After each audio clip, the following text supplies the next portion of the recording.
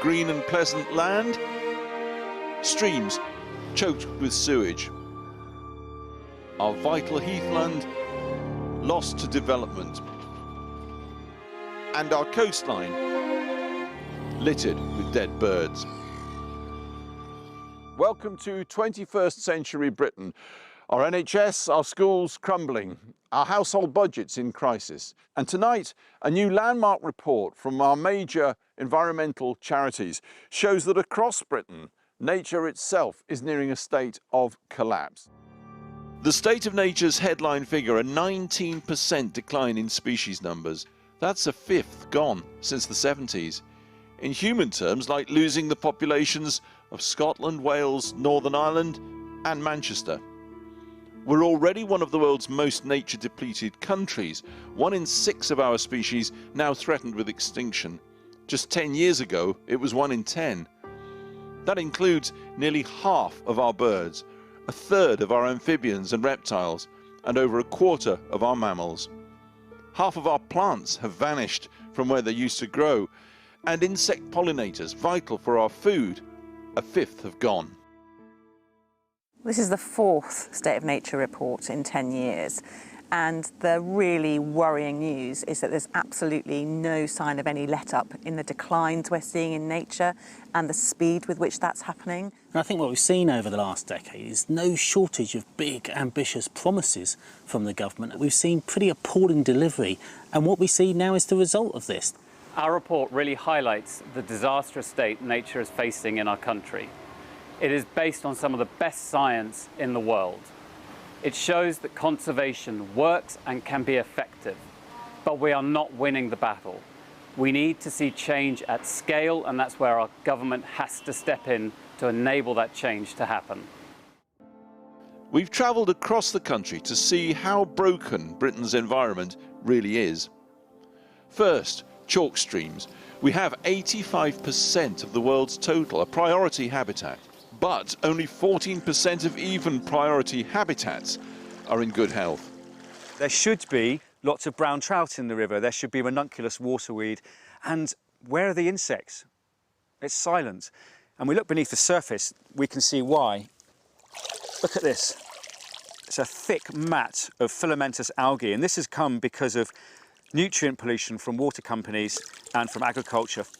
Last month, they dumped raw sewage upstream here for over 70 hours. The State of Nature report says a quarter of our freshwater fish are threatened. What we need is for our government to regulate industry properly. Otherwise, we're going to see ecologically dead chalk streams across the whole of England. Britain is becoming the dirty man of Europe once again. But it's not just sewage, it's also huge amounts of pollution from agriculture. Today's report again cites intensive farming as driving nature loss, continuing to pour poisons, some banned internationally, across our land. It's deadly silent. The insects aren't here and the birds aren't here. Farmers can do it right, but they need the right kind of support from government. They've been so slow in bringing in the right kind of support for farmers so the land is protected for insects. Every element of our economy can be traced back to a dependence on nature. Reversing the trend in biodiversity loss is going to be the defining economic challenge of our generation. Development threatening our critical lowland heaths. Here in Somerset, our only venomous snake should thrive. It's taken us an hour and a half to find this, and we're in an adder stronghold. They're not abundant, even here. Habitat loss is the greatest issue. Not just the loss of it, but the fragmentation of it as well. The decline is so sharp and so widespread across the country that I don't think our children are going to be around to see these creatures for much longer. I think it really is a tragedy. A tragedy too on our beaches. Arctic terns fly 9,000 miles to breed here on the Northumbrian coast. Half their chicks this summer succumbed to bird flu, a disease traced back to factory farming in China. It's just so heartbreaking, really. You feel relatively powerless as well to do anything about it when you're seeing birds dying, when you're seeing sick birds, really lethargic, showing symptoms. But it's not just avian flu. This year, we've had the highest sea temperatures in the North Sea on record, And there's real worry about how that's going to impact on the main food source of the Arctic terns. Sand eels potentially going to be driven further north into colder water, which might put them out of reach. It's not just our seabirds that are in trouble. Around half of our birds are now in decline. And it's the exacerbation of things like climate change, factors that disrupt their food supply, where they're going to nest. All of these factors accumulate, and you have to ask yourself how much more our birds can take. The cairngorms, caught by the climate crisis. Ptarmigan need the cold, but the world is warming. They're now red-listed, threatened with extinction. Back in 1990, we reckoned we had about 10,000 pairs of ptarmigan. Now we've got 2,000.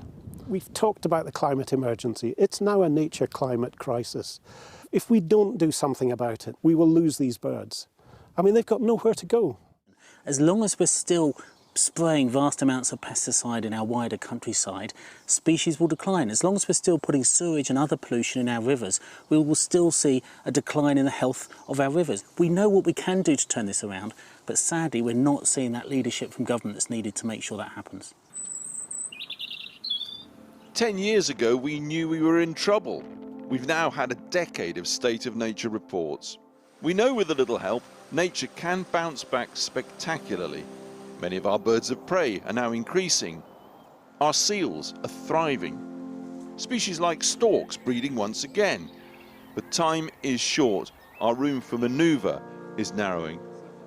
We've had biodiversity targets. They've been missed every single time. And that is where governments have been exposed as serial failures. The only thing that's really changed is that we have less time to address the problem. Alex Thompson with that report. Well, earlier I met Therese Coffey, the Environment Secretary, to discuss these findings and ask what the government is doing to tackle the biodiversity crisis. I joined her on a visit to a chalk stream in Hampshire and started by asking her whether giving the go-ahead for the Rosebank oil field was, as critics say, an act of environmental vandalism. We're still on a journey of transition, and it's important that we still have sources of oil as we make our way towards net zero. And I do remind your viewers that, of course, we're still on track to reduce our 68% of emissions by the end of this decade, and we are gradually reducing our reliance on fossil fuels. But we have added some extra controls. So, for example, there won't be the normal flaring and venting that you might see with oil extraction. But it's absolutely critical alongside, of course, the natural gas. But this all is part of our energy security plan as well. The annual emissions from Rosebank will be equivalent to the emissions from 28 countries or 56 coal-fired power stations running for a year. That doesn't sound like a transition. That sounds like all systems go on fossil fuels. Well, what we are seeing is a reduction of about 7% annually of in the UK of use of that aspect of extracting of fossil fuels. That's considerably higher than what is happening globally. I think that we can show, and have shown, that we are making the necessary changes, but also for a just transition to people of this country as well, is that we have that glide path, and Rosebank is an important part of that. And you've just given the company behind Rosebank a massive tax break. Where is the justice in that? You talk about a just transition. Well, it's important that we continue to attract investment as part of getting towards net zero. And that will be done in a variety of ways. One of those is about supporting some of these energy companies in that regard. But we should remember that also they are paying a massive windfall levy too.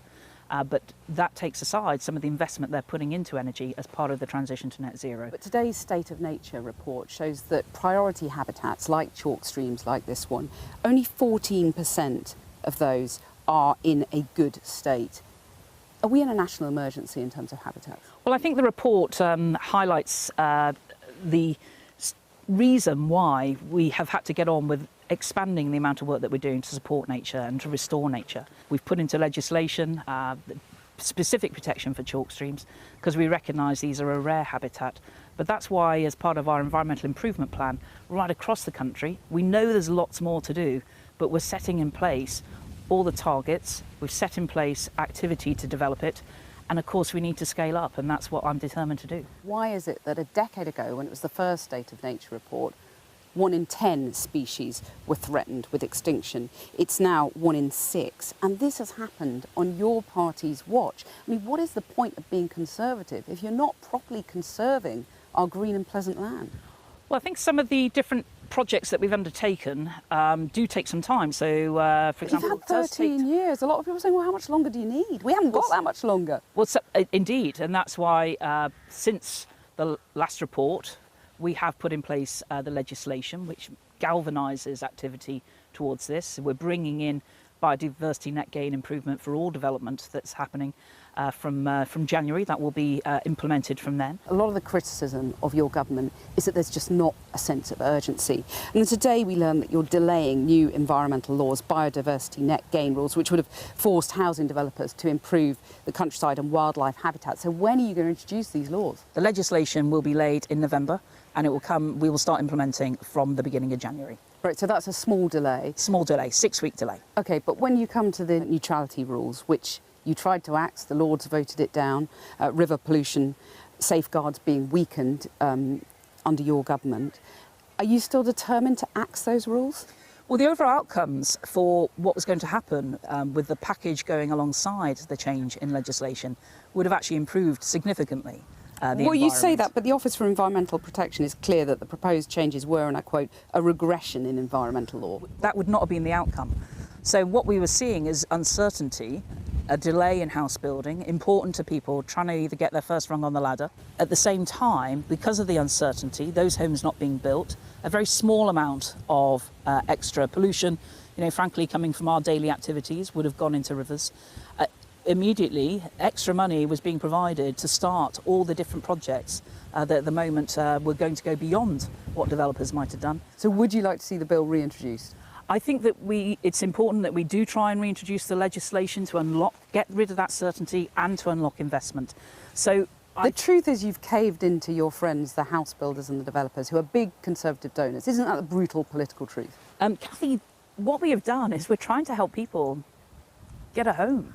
In terms of what we need to do to improve nature, climate change is one of them, but it's also about pollution, it's also about invasive species, and it's also about increasing habitat. So we're on the track to do that, but we have to, I accept, pick up the pace. Therese Coffey, thanks very much. Thank you. Well, with me here now is Labour MP Peter Kyle, who was recently appointed as Shadow Science, Innovation and Technology Secretary. Peter Kyle, we'll come on to the state of nature in a moment, but let's start with that Rosebank decision. It's been called environmental vandalism by the Greens. Do you agree? And if so, why won't you reverse it? Well, if we're going to tackle some of the big issues that we face with climate change and get to net zero, we're going to have a partnership with these companies that are investing in renewables. We cannot attract global companies to invest in our country if they do not believe the word of the British state. So with Keir Starmer as Prime Minister, they were to trust that any contract entered into by the British state will be honoured. We've had a period where we had a Tory Prime Minister breaking domestic law, breaking international law, breaking our treaties and withdrawing from treaties. We've got to get back to the place where Britain is trusted again. That's why we're taking. That's why we're. No, it's not real policy. This is about doing the national interests. We cannot get to net zero if we're not having a partnership between government, the Prime Minister, the Secretaries of State, plus all of those private sector investors and investors from other sectors as well. You can only do that if they trust us. Right. So if we keep breaking our word, the Tories can break their word. Keir Starmer, the Labour Party, will not. But we're on the run-up to an election now, so I wonder if you can just help people work out, because you're sticking with Rosebank, you're sticking with the Tories' delay to phasing out gas boilers, you've delayed your £28 billion a year green investment plan, but you will reinstate the ban on petrol and diesel cars by 2030. So is that the one big environmental policy where there's a key difference between you and the Tories? We will get to clean electricity production by 2030. We will double the number of onshore wind farms and offshore wind turbines as well. This was extraordinary for us this week because we saw Rishi Sunak parrot the European Union, to follow the European Union's lead to get to for the ending of combustion vehicles. What we want to do is actually to use the difference between the EU and us to create a competitive advantage for British business, whilst also making sure we have the security and certainty for British business, for British motor manufacturers, so that they can carry on doing what they wanted to do, because they support this target. Okay. We can have a competitive advantage, we can get further towards our net zero targets. It is a win-win. I have no idea why Rishi Sunak decided to follow the EU rather than actually use this competitive advantage that we have. Let's look at some of the nuts and bolts of what Labour policy would be, because we've been talking about the state of nature. What is Labour's plan for nature? What are you going to do to address this problem? Well, the first thing is you'll know that this is going to be a mission-led government led by Keir Starmer. One of those 5 missions that he's already announced has at its heart stopping the decline in nature and then reversing the decline in nature. But how? Give me one policy. So one policy will be that we will expand wetlands and we will expand woodlands. We've done it in Wales already, where we have a Labour government that can start implementing this stuff already. We will do those things elsewhere as well. OK, Wales, you mentioned Wales, right? Let me ask you on the details of water here, because there are actually more spills, more sewage spills on average in Wales than there are in England, and you're in power there, as you say. Now, you have a policy to reduce raw sewage discharges by 90% by 2030. That is only 7 years away. How are you going to do that? We will have a strong legislative framework. We will have legally binding targets so that water companies have to reduce their water discharges year upon year. You think they'll do it for you where they haven't for the Tories? They haven't. So we've been passing these, tabling these amendments now for 5 years. Every single time the Tories vote it down. We're wasting time. That's why, when we get in, we're going to have to do this in an expedited way, because the Tories have wasted so much time. They have voted against these measures time and again. We've been tabling them, so there's no question about where the Labour Party stands on this. Peter Kyle, thanks very much for joining us. Well, I'm also here with Chris Packham, who's a presenter and a host of nature and wildlife programmes and a conservation and climate campaigner, and Lord Goldsmith, Zach Goldsmith, the Conservative peer and environmentalist. He resigned his ministerial post in June, accusing the government of apathy towards green issues, saying the Prime Minister was simply uninterested in them. Welcome to you both. Let me start with you, Chris Packham, and back to the State of Nature report, because when you read that 43% of birds in the UK are at risk of being lost forever, that more than half flowering plant species gone forever, how do you respond to what sounds like a nightmare scenario? It is a nightmare scenario. It feels like I and all the other conservationists are on a forced march to a funeral to all of the things that we love. We've invested in, we have the capacity to restore and recover nature, but we've been incapacitated by our ability to do it broadly enough and rapidly enough. So yes, we can fix things. The report identifies that, where we focus our endeavours on large proportions of an endangered population with good funding and our expertise, we can instigate that recovery. So give me an example of a practical measure that could address these problems in the report. What about our reintroductions? There can't be a handful of people in the UK that haven't seen a red kite today. So in the late 1980s, these birds were confined to a tiny area in Wales. We developed the expertise to put them back into our landscape where they play a valid ecological role. We can do that, and that's a very celebrated and obvious case. But behind the scenes, we're restoring habitats, all sorts of things. Our problem is that only 11% of our land surface is protected areas, and only 50% of that is in good condition. And what the report clearly highlights is that the 71% of the land which is under farming is that which is suffering most. We need to change our farming policies to make a difference. Right, well, that's very clear. Lord Goldsmith, your party's in power. You're supposed to, the Conservatives are supposed to conserve things. What has happened? Well, I mean, look, this report is devastating. I don't think it's that surprising. I don't think Chris was probably that surprised seeing the headlines from the report, but it's devastating, and it has much of the damage has happened on our watch. And there's no escaping that. And whereas I was pleased to hear some of the things that we just heard from Therese Coffey about some of the targets and legislation, the problem is that, yes, we brought in a lot of useful legislation, but we're yet to use much of that legislation, and we keep hearing about delays. So we heard today from a leak, I'm not sure where it came from, that the biodiversity net gain is being delayed. We had maybe 6 weeks, but it could be much longer than that. That was one of the flagship nature recovery policies that we brought in 3-4 years ago as part of the Environment Bill, and there are many other examples, not just in relation to energy, carbon and so on. The car policy that we've already heard about, the new licenses for drilling. In relation to nature as well, we have seen a rowback. And I am yet to see a single survey or poll anywhere in this country asking any constituency whether or not they want more nature, where a majority don't come back saying, yes, we want more nature, more biodiversity. So do you have any confidence, if Labour gets in, do you have any confidence they'll do any better? I don't at this point in time, and that's why tomorrow, with all of the NGOs, we're assembling outside of DEFRA. They will come with their own ask, but here will be mine. I want all of our principal parties to put robust, meaningful and realistic policies in their manifestos, giving us, those of us who care about nature, something to vote for. And they will need to be focused very much on farming, fishing and forestry, for those practices to become far more nature friendly and critically for it to be mandatory. Now look, where we have higher level environmental schemes, we see significant changes. We see enhancement of biodiversity. Only 20% of our farmers are in those schemes. And why? Well, because funding has been cut back. In the last 5 years, it's been cut back by 5%. Over recent decades, it's been cut more significantly. Our farmers are out there well placed to do the work. They can't access the funding and they don't have the flexibility in those schemes to implement that on their land. We're on to money. It always comes back to money. The Business and Trade Secretary said recently, talking about this just transition to net zero that we've heard from Therese Coffey earlier, a fair transition.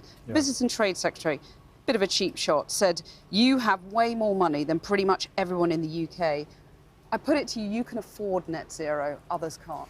I think that completely misses the point. First of all, what we're talking about in relation to nature, yes, it requires resources, but vastly more resources today are being spent engaging in destructive practices. Our land use subsidies still to this day, despite the opportunities afforded to us by Brexit, continue to reward landowners for desecrating ecosystems. You're paid for the amount of farmable land you have. Doesn't matter what you do with it. So if you have a wonderful ecosystem that's not particularly productive, you convert it into poor quality farmland, you get paid. All the incentives are wrong. So even just switching the way bad money is invested and putting it towards renewal and regeneration, that's going to fill much of the gap that we face. So I think that completely misses the point. In relation to net zero, net zero is, the problem here is not the specific issues that we keep hearing about from the government, where row back on this, row back on that. The problem here is the narrative, the story. What is happening is that the Conservative government is trying to copy America or Canada in the older days, Australia before the last election, and make climate and environment a political wedge issue.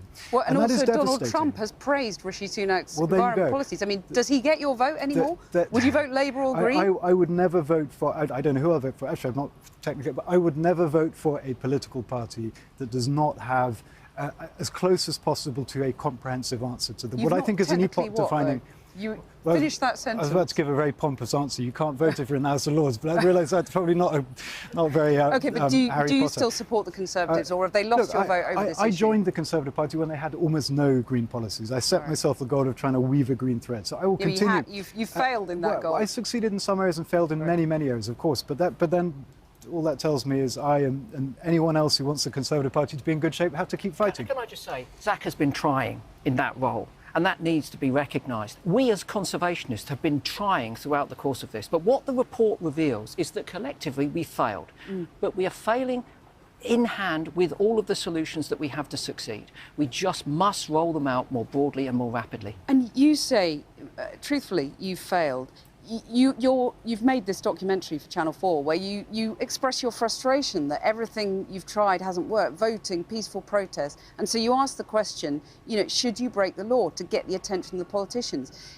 You haven't yet. Will you, do you think? Well, the laws are being constantly changed to repress our right for free speech and protest. It's becoming increasingly difficult to wear a T-shirt on the streets, let alone stand with a placard outside of a courtroom with wording on it which is written inside the courtroom, enshrining our, democratic... So do you think you will have to break the law? Well, I think at some point in the future, if the laws change, we'll all be breaking the law. And that will only be following the footsteps of our government, which we've already heard, and Zach will attest, have been breaking the laws when it comes to managing our environment. But if you feel you're marching to a funeral, when you look at the suffragettes broke the law, people might be a bit surprised that you're holding back here. Well, look, what we do in our programme is explore what will happen next. And what the politicians tell us, that if protest isn't listened to when it's peaceful and democratic, then it escalates. And so there's a dangerous precedent being set here by not listening to these climate protesters and further enraging them by doing lunatic things like sanctioning the drilling in Rosebank. Bit of wildlife there. Do you sympathise? There are two things that politicians worry about. They worry about vested interest, and the area that we're talking about at the moment is more rife with vested interest, and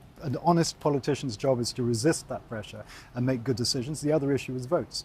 Now, I don't believe there is a majority anywhere in any party, except for maybe some of the marginal parties, for abandoning this agenda. I really hope that's right, and I hope that voters flex their muscles. And there are many ways in which voters can do that, but they have to let the government and the Labour Party know that they're not going to be rewarded if they abandon what is the greatest challenge we've ever faced. And that is the key. Lord Goldsmith, Chris Packham, thank you both very much for joining us.